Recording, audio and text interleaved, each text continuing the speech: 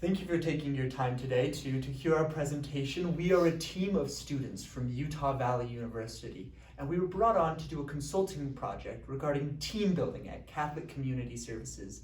We're very thankful for this opportunity and hope that the information we provide today will be able to benefit you throughout the rest of this year and as long as you maintain the intervention that we're going to suggest today. Our intervention is built around the idea of team building and specifically building upon strengths in team building. There was a study done by Gallup that said that leaders who were not invested in their followers' strengths only showed a 9% employee engagement rate, while leaders who were focused on employees' strengths showed a 73% employee engagement rate. This massive difference is all due to leaders investing in employee strengths. Therefore, we've decided that our team building intervention should be built around developing a culture of strength and helping you to maintain that. Throughout this presentation, we'll have a handful of different presenters, and these will be the different topics that we will discuss throughout the presentation. We'll start with our data collection and our methodology for why we decided to go this route. This is going to specifically talk a lot about the teams at Catholic Community Services and how we can build off of them. Then we're going to talk about the materials that we then created in order for you to effectively implement our intervention. Our third step will be our results and our recommendations. This is where we're going to be able to get a little bit more in depth on what exactly you do with the materials that we are going to be providing you.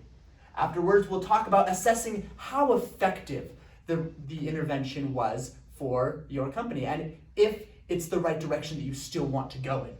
At the very end, we're going to talk about sustainability. If you decide that this is the effective way that you want to move forward, we're going to talk about how often you should do it and what other steps you can take in order to maintain the sustainability of the project. So thank you again for this opportunity we have to present. I'm going to hand the mic over to Brant, and he's going to talk about the data collection and the methodology. Thank you, Noah. So how we gathered our data is first we wanted to figure out what teams we're working with. So we had a questionnaire that we developed and we interviewed the client, which is Katie, and we figured out some answers to some questions. Like we figured out how many people are there. We figured out that there's groups of 30, groups of 12, and there's smaller groups of like 4 to 6 people. So we were trying to come up with something that will meet those sizes of groups. And then we figured out their schedule, when they work together, how often they can meet, and what we needed to do with our project to meet those needs. We found out that the manager is Katie, that will mainly be working with the groups and checking in and making sure that these are complete. And then we are going to provide this in English because we weren't sure if there's any other language needed. Then with the interview, with the questionnaire, we tried to figure out why you wanted to build a team and what was happening. And we figured out that this is a newer section of the company and with newer employees that don't really know each other very well. And so the goal is to kind of bring that team together and to kind of help them build a personal relationship with one another, and that will allow them to work better amongst each other. Then we figured out, based on your past experiences, what you wanted to do in the future. Things that you've already tried, such as like diversity training and other little trainings like that aren't going to be as effective with this team because they're not as diversified. And so then we came up with something that will help with all cultures and all people. And then we figured out that email is kind of the best way to communicate. And so there'll be a lot of emails and some surveys that will go on with that. Then we came up with a 3-phase thing, which we'll go into more depth on that. And how we kind of came up with that is we were kind of looked at other businesses, other companies, especially nonprofit organizations, and kind of what they did to help build the teams. And then the biggest benefit that you get from doing this is that you will get your employees to be more engaged. And when you have engaged employees, they will work more in unison and build the company up and take care of your clients. And when they do that, they were able to use their strengths. A big part of this project is getting to know people's strengths and understanding one another and how you can work well as a team. Now I'm going to turn the time over to McKenna. Thanks, Brown. As a team, we've created a few resources to be able to use within the phases that Shannon will explain more in depth later. For each phase of the project, we have instructions, including sample instruction emails for phases 1 and 2 that go over more details on how that process will work. And then included in the email for phase 1 is a link to the high 5 strengths test that we'll be using for phase 1 and phase 2 of the project. We have also included documents with team building activities. For phase 2, the document includes instructions, rules, and suggested questions for discussion. And these will be activities centered on group discussion, including the information used in phase 1. And then for phase 3, we have instructions, rules, and suggested questions for discussion for activities centered on team building and problem solving as a team. We've also included additional information about optional activities based on different settings and different group sizes that can be used in addition to any of the other activities we've listed. And now Shannon will go over a little more of what is included in all of these phases. Okay, so I'm going to be talking to you about the results and recommendations section of our project. And so for this part, it's going over those 3 phases that we've been talking about and what exactly we are recommending with those 3 phases. So as Noah discussed before, or just to mention to you guys, our phases, we have identifying strengths, building trust, maintaining positive team dynamics, and so we found ways to implement those. Those are our goals. And so number 1 is to have personal evaluations to help them identify their strengths, then have group sharing to build that trust so that people can also know each other's strengths, and then the last one was to have team building activities. And so to go over phase 1, I just have this slide that's going to explain it. So we decided to go with the high 5 test because we felt that focusing on strengths is the best way to have those evaluations. We believe that it is much more beneficial to build on someone's strengths than to focus on their weaknesses. You can see a lot more employee engagement and morale by doing that process. The high 5 test is free and it mentions 5 strengths. So it's the top 5 strengths of an employee. Here's an example of what it would look like.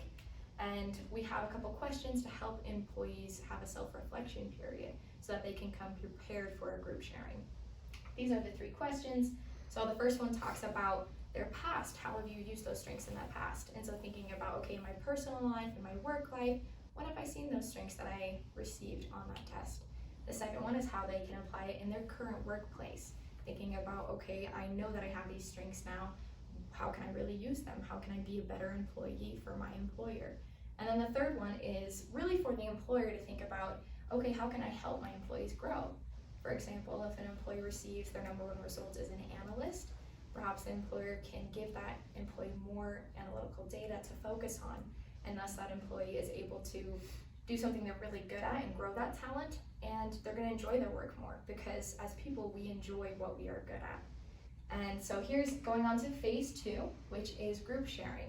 And in these group discussions, as discussed before, there's teams of 4 to 6 people, 12 people, and 30 people. So we have the idea for group discussions of the 4 to 6 people. Those will be small group discussions done with these 3 questions. And they're almost the same questions as before. The first one's just different. How does one of your strengths make your team better? And we believe that this will help the teams to find out what the strengths are of their coworkers and be better at recognizing those strengths and giving that recognition, and that will help increase employee morale and team unity. For the larger groups, we have 7 questions that they can do, but instead of doing it in a group discussion, because that could be really hard with 30 people, we decided to have a game. It's called an inner-outer activity game. And so how it works, for example, for a group of 30, you would have 15 people on the inner circle and 15 on the outer circle. Each of the employees will face each other in pairs, and they'll go over the first question for 2 minutes. Then the outer circle, each employee moves one to the right to a new employee. They'll discuss the second question for 2 minutes, and so on. They're not able to go over all the questions with each employee, but that way they're able to learn a little bit about some of their coworkers, and if time permits, there can be a discussion at the end. For phase 3, we have the team building activities. We came up with 4 games that we think will be very beneficial to Catholic Community Services for helping employees get to know each other and build communication, trust, team cohesion. So the first one is called Team Drawings, and how this game works is each person's given a sheet of paper that will be split into 4 sections, and they will be, in each of the sections there's a subject or question. For example, we chose for one of the sections to be strengths that I bring to the team. The employee will then have to draw in each of those sections the answers to those questions. And so it's kind of a very fun and innovative game, a way to get people talking. Afterwards, they have to share and explain why they drew what they drew and how it applies to those questions. The second one is Killing Closed-End Questions. How this game works is each person's given a secret identity, and they have to put it on their back so they don't know what the identity is. They get 5 questions. They have to be closed-end questions, so yes or no, and that's all they get to try to figure out their secret identity. This is supposed to help employees understand the importance of flowing communication and killing those closed-end questions that can be a roadblock. The third one is What Will the Future Hold, which is a story that employees afterwards have to come up with bullet points of why they're valuable to their team. The last one is the rope game, which is a really fun game. It's kind of goofy, which gets people out of their shell. Employees have to put on a blindfold and then have pieces of rope that connect them and make shapes together. And so it really incorporates communication and teamwork. And it's a great way to get people to interact more together. And overall, we believe these activities will help make your team better. And now I'm gonna pass it over to Nick, who's gonna talk about how we're gonna assess and evaluate these team buildings, how you can see that they're causing growth in your company. Thank you, Shannon. So when doing the assessment and evaluation after doing these exercises, it's important to remember what's the ultimate goal here, and that's to help patients. And that's furthermore, it's focusing on that 3-month goal of these patients being able to, within 3 months of being there at the services, to find themselves in a stable home or a treatment facility. And to do that, there needs to be stability for them, and that comes from the workers, and there needs to be a team effort to helping them.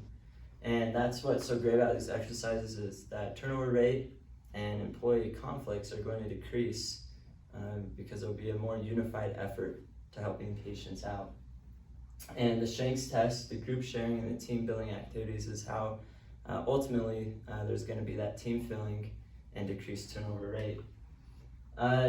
And so when doing the evaluation, there needs to be the idea of what was achieved. Was our initial goals achieved? Is this really helping out our patients? And is the team growing closer? Is better cohesion? And to find that, there needs to be feedback from employees, and that can come from surveys. And surveys can be directly after or also time after the tests are conducted to see the changes that have occurred. And also there's benefits from doing face-to-face interviews. Allows for honest answers and an opportunity for further training, and also feedback given directly to supervisors. And now I'll turn the time over to Riley. Thanks, Nick. I'm going to go over our project sustainability plan and how you can make sure that these plans and materials are implemented the way that they need to be the most effective. So the first one is to use them at least once. We recommend twice per year. Do these activities so that they're fresh in the employees' minds and that they're continually focusing on their strengths, as was stated before, so that engagement and that success in the workplace is going to go way up if they're able to focus more on what they're good at instead of focusing more on what's negative about the workplace at the time.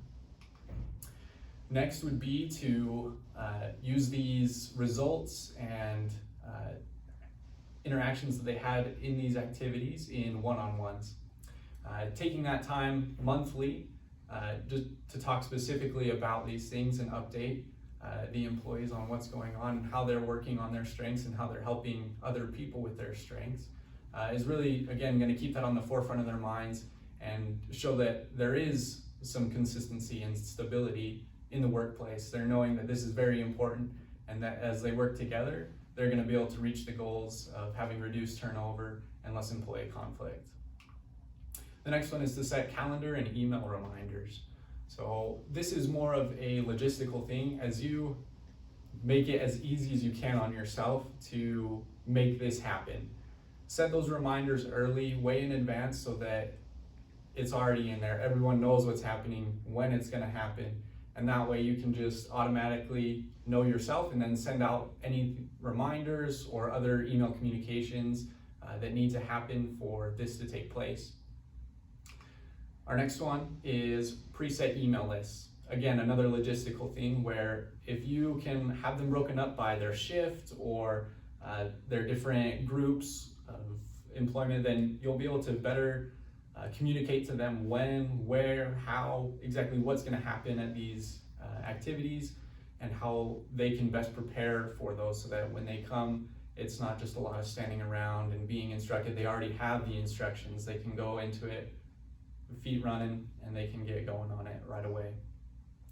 And so we just want to thank you for the opportunity that we've had to work with Catholic Community Services. It's been a pleasure to come together as a team and think of ways that we can help you to increase your team effectiveness.